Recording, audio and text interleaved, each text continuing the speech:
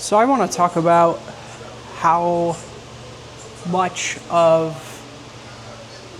a fraudster Elon Musk is. Elon Musk is currently pushing his IPO of SpaceX onto the public. He is going to profit tremendously off of this transaction. In turn, it's propping up the value of this company. But I just want to talk about his history a little bit and his inability to provide concrete evidence of being able to get the job done. Yeah, so that's a little bit of what this video is about. I'm heading back currently. I've done a back video before, but just I hope that by the end of this video you understand how many times he's done things like this. He will continue to do this, that this will impact all of us who are investing actively or passively, and is not good. And no one, to my knowledge, is doing anything about it. So, here we go. So Elon hails from this group of tycoons of the PayPal era. And that was so long ago at this point that we hear PayPal, we hear Elon Musk and Peter Thiel and these other characters, and we assume that they were all there from the start, which is not the case at all. Elon was late to the party with PayPal and significantly profited off of the sale. He's done the same thing at Tesla, and now his biggest grift, I genuinely think he is one of the most incredible grifters, generational, like Michael Jordan, Tiger Woods, fucking generational grifter. It's so unprecedented how successful he is and has been, and none of it's real. None of it's based in reality. And again, we're all gonna pay for it.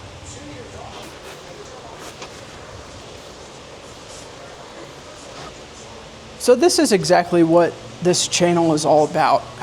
I feel that I have knowledge to share that not everyone has the time to pay attention to because of the way our phones keep us distracted and we all work jobs. I believe that if more people were to be informed about these things, that maybe they wouldn't go so far. Maybe we would have more of a fight. There's 100 billionaires and there's 300 million of us.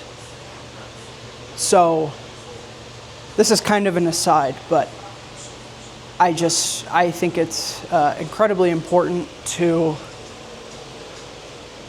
talk about these things, because in a way that's relatable and digestible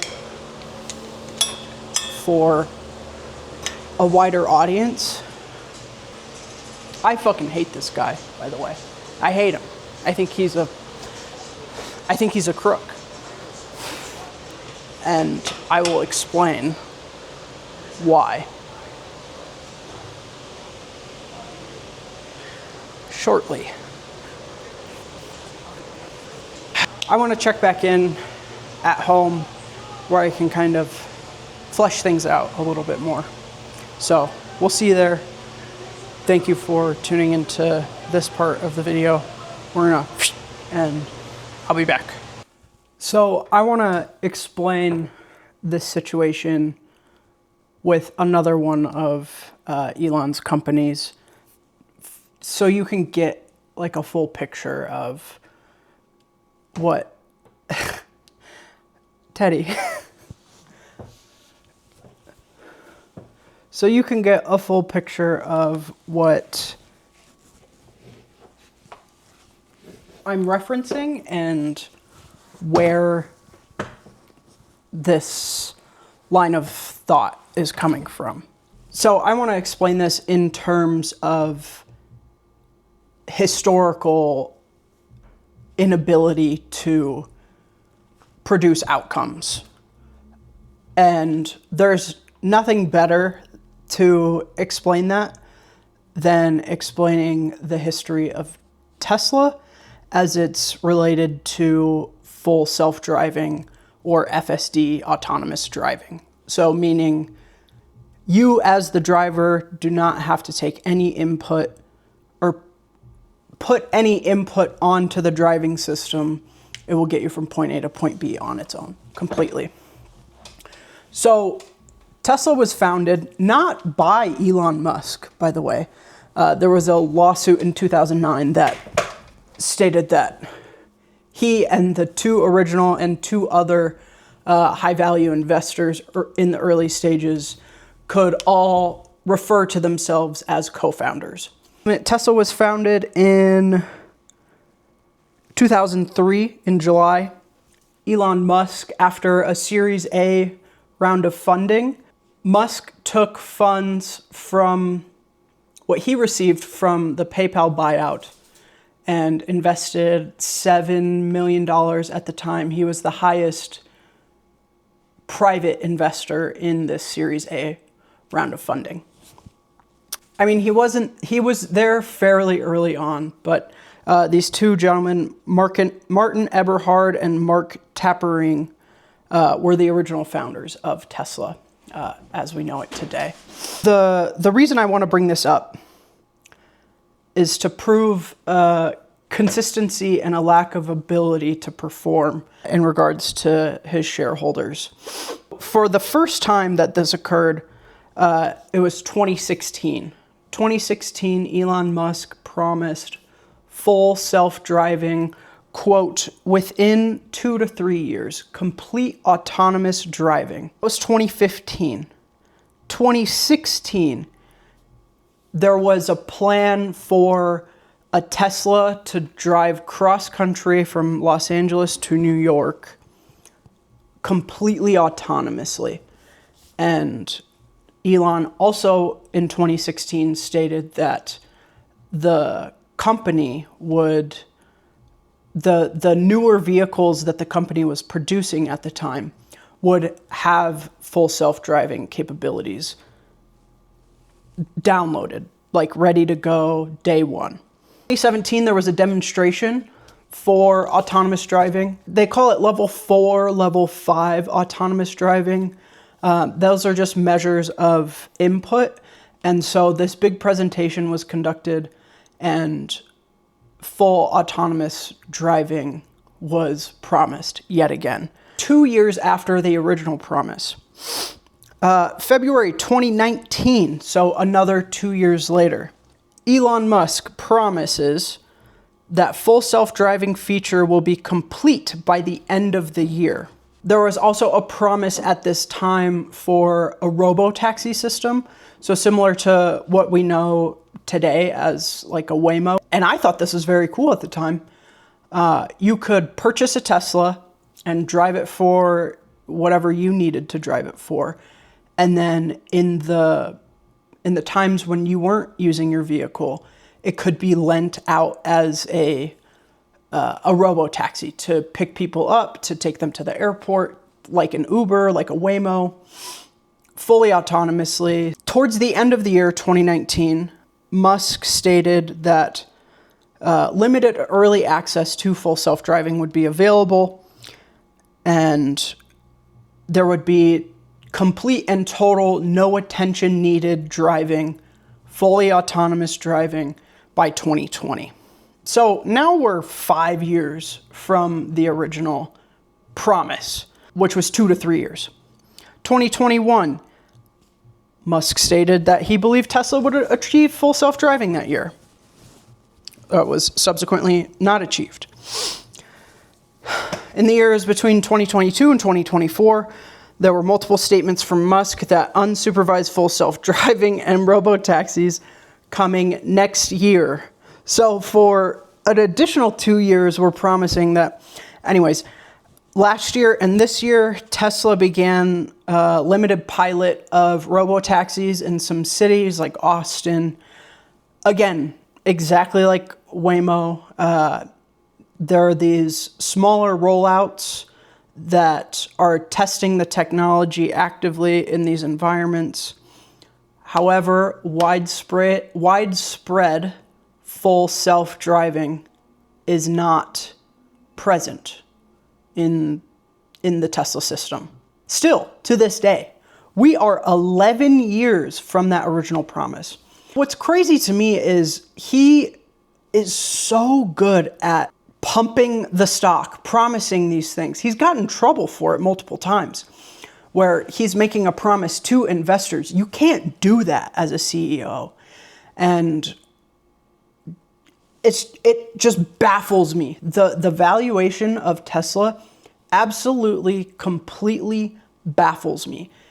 It is nowhere near. Now, this is just like small fries in comparison to what's happening in the morning with SpaceX. But Tesla is not nearly as valuable as Elon Musk would want you to believe.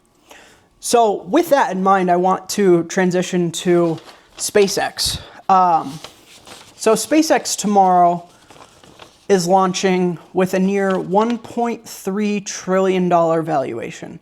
It's the largest valuation that has ever occurred in the history of the stock market. Like his inability to deliver on full self-driving in regards to Tesla, Elon Musk said for years that SpaceX would not be a publicly available company. And I took a note from an article. At SpaceX, we never think about the quarter. We never think about it. And we don't think about the stock price. This was 3 years ago. I don't think it's worth going public until you have maybe an extremely stable and predictable revenue stream. At that point, going public is less of an issue because you're just not going to have those big gyrations, which is a crazy word pause. 10 years prior, 2013, Elon Musk said in an email to employees that he didn't want SpaceX to go public until he had a transport system to Mars in place. Quote, "I am hesitant to foist being public on SpaceX, especially given the long-term nature of our mission." He also shared that Tesla went public because it had to in order to survive. And speaking of survival, SpaceX has just this massive, like I'm not exaggerating, a massive AI tumor attached to it. SpaceX has 3 components to its primary business. The one and the only profitable one is connectivity. And this is connectivity in this sense is Starlink, which is Musk's satellite company. Starlink hosts the most incredible satellite system in the world, the largest in the world, providing internet to users via satellite, which has historically been not stable, not something that helps the everyday consumer. There's really cool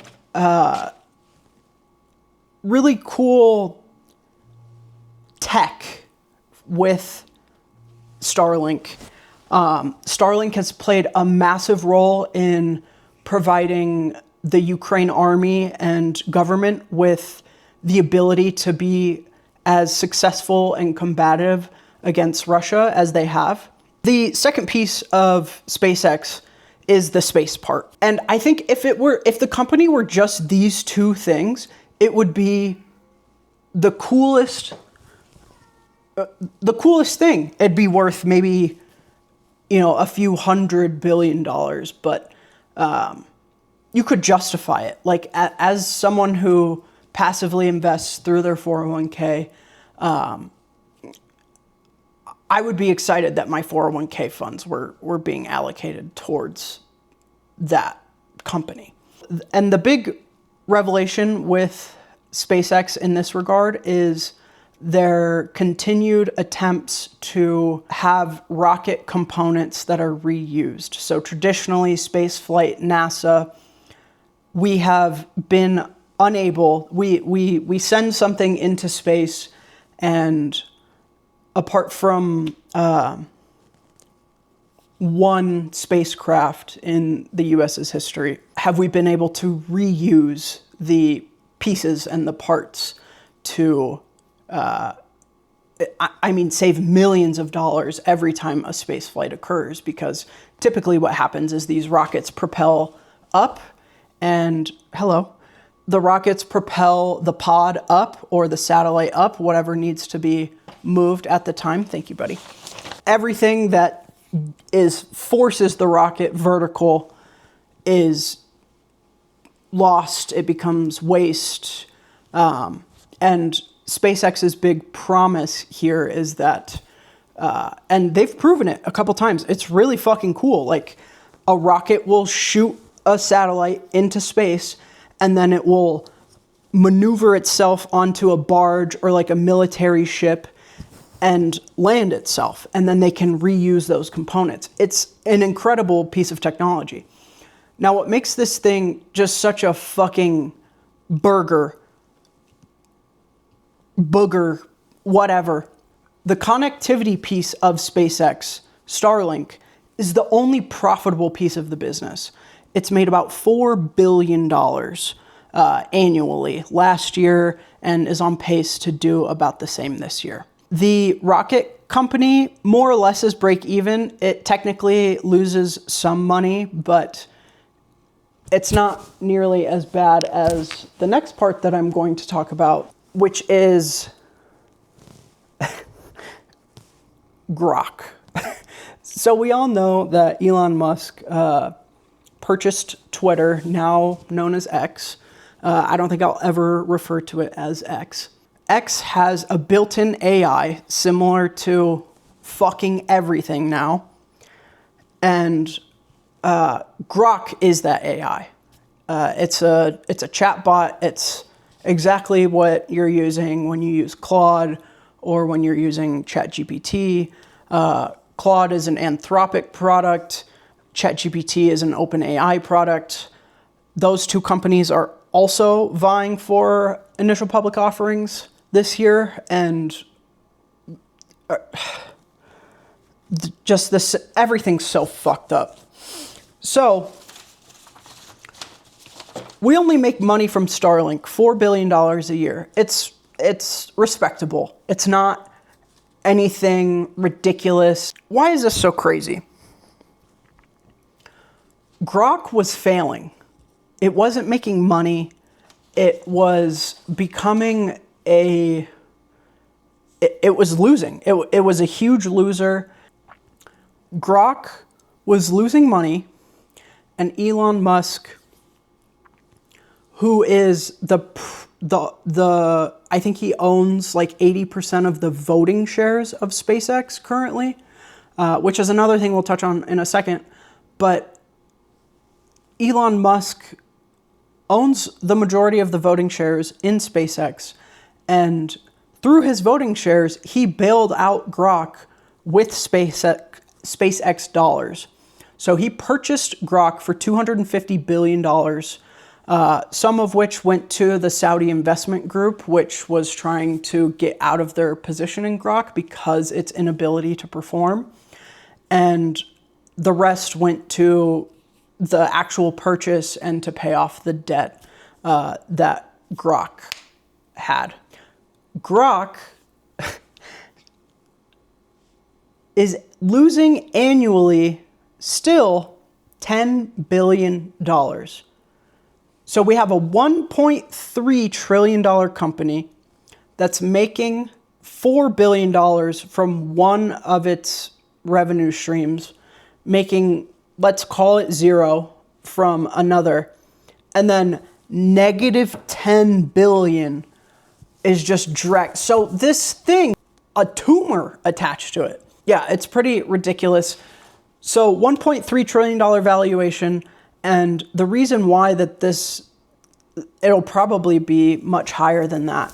And I think over time it will subsequently start to crumble in the hands of investors. The valuation of the company based on the shares that are being offered in the initial public offering, which can be expanded later, but the IPO is only 5% of the shares, and everyone wants to get in on this. And what I think is the biggest crime, Standard & Poor's and NASDAQ, Standard & Poor's being S&P. Those are exchanges. They're privately owned companies that list stocks on their exchanges. Now, in the 90s and early 2000s, a lot of rules for IPOs and new offerings to the public were reduced. They rolled back a lot of requirements for financials. So your company used to have to be profitable to be listed for an IPO. That's no longer the case. It hasn't been the case for 20 to 35 years. These are the companies that he wanted to list the stock with. He didn't care which one was which. His only caveat was that whoever wanted to win the business would have to change a rule. And that rule being that stocks that are dropped on an IPO are not available to be indexed, meaning when you think of the S&P 500, it's the top 500 companies. There's normally a seasoning period for that IPO to get put into that index. He pitted them against each other and said, whoever changes the rule first, that's who we'll list the stock with. NASDAQ caved. It's just the Spider-Man meme with three companies holding guns up at each other. Somebody's going to shoot, right? Somebody's going to take advantage because NASDAQ is set to make a massive fuck ton of money tomorrow. What's really scary about this is the fact that it is being indexed. Anyone who invests through their 401k or whether it be through a target date fund or you're choosing your allocations, the stock will be purchased by you. And not only by you, but millions of people who passively invest through 401ks currently. Your mom, your dad, your grandma, your 20-year-old nephew, all of these people, without making a decision to, are dumping money into this stock. Millions of dollars every other week going from your retirement account. An index is the best way to diversify your investment. Now, it's not a lot. By most measures, your retirement account every week, depending on the market capitalization at that point, is going to be investing about 3% into SpaceX. But if you take your 3%, which, $3 if you're putting $100 in, but you multiply that by the millions of people that are passively investing this way, it's crazy. It's so much money. And this is why he changed his mind. The article that I read, the quotes from earlier about Musk never wanting to go public, is Elon Musk said he wouldn't take SpaceX public. Here are the two things that changed his mind.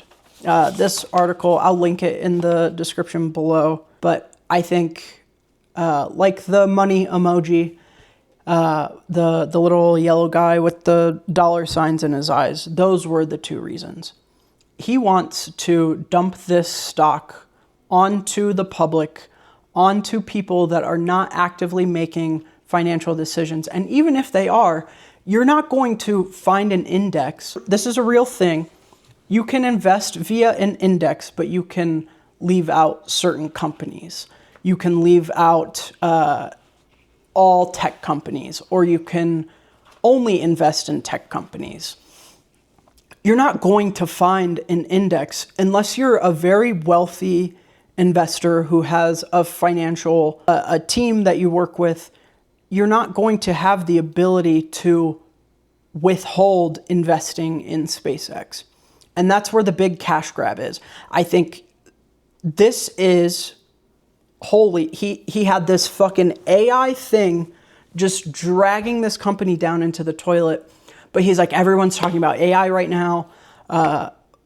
We use SpaceX, and it's, you know, honestly, incredible profitability and the very cool business offering to the public, the value that SpaceX, through Starlink, through its actual rockets, offer to the public and the American people and the people around the world, has this massive tumor attached to it called Grok.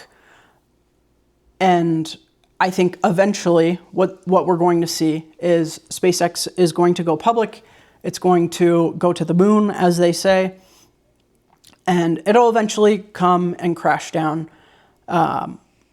And all of the passive investors, you, I, we will be holding the proverbial bag as the floor starts to slip out from underneath this thing. And there's nothing you can do about it, realistically. You could not invest anymore.